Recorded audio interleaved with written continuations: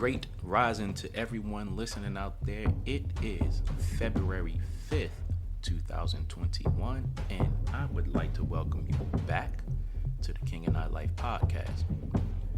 This segment of African American historical figures, places, and events is brought to you by yours truly, Soul Toucher the Poet. Today, I'm going to talk to you about Gwen Ifill. Gwen Ifill, daughter of an African Methodist Episcopal minister, was born on September 29, 1955, in Jamaica, Queens, New York. With her family, which included 5 siblings, she spent her time in Pennsylvania, Massachusetts, and Buffalo, New York. She graduated from high school in 1973, attending Springfield Central High in Springfield, Massachusetts. She then attended Simmons College in Boston, Massachusetts, where she graduated with a Bachelor's of Arts in Communication in 1977. Ifill was given a full-time job at the Boston Herald America after college because of a racial incident that occurred when she was interning there. In 1981, Ifill took a job with the Baltimore Evening Sun. In 1984, she transferred to the Washington Post to cover politics. In 1991, she left the Post because they said she wasn't ready to cover politics on Capitol Hill.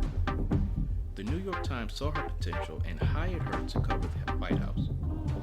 In 1994, she secured her first television job covering Capitol Hill for NBC.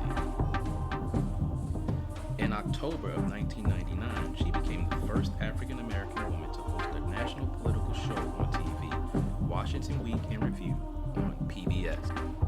PBS was so impressed with her work that they hired her as a senior correspondent in the News Hour with Jim Lehrer.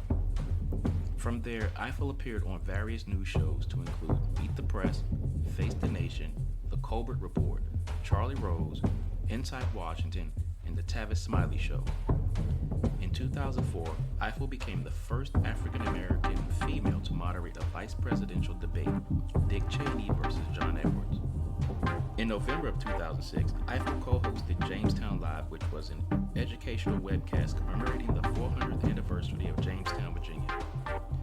In October of 2008, she moderated her second vice presidential debate between Sarah Palin and Joe Biden. In 2011, she was the presenter at the 32nd News and Documentary Emmy Awards. In August of 2013, Ifill became co-anchor and co-managing editor with Judy Woodruff of PBS's NewsHour. In November of 2015, she emceed the 2015 LBJ Liberty and Justice for All Award ceremony, and in 2016, she moderated Democratic presidential debate between Hillary Clinton and Bernie Sanders. Throughout her career, Ifill received various awards to include Women in Film and Video Women of Vision in 2000, Gracie Allen Tribute Award 2004, a Peabody Award in 2008, First Amendment Award 2009, and the Goldsmith Career Award for Excellence in Journalism also in 2009. That's just to name a few.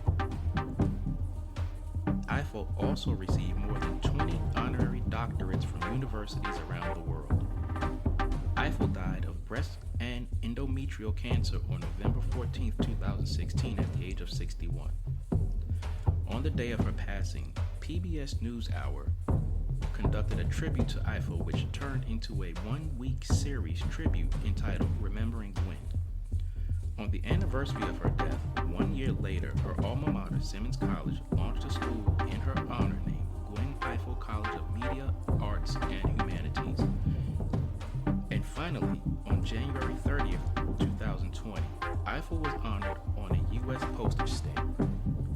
If you would like to give us feedback or input on this and other topics, please submit your request to kingandI369@gmail.com. That's KINGANDEYE369@gmail.com. Thank you and have a lovely day, and make sure you follow us on all the major podcast platforms.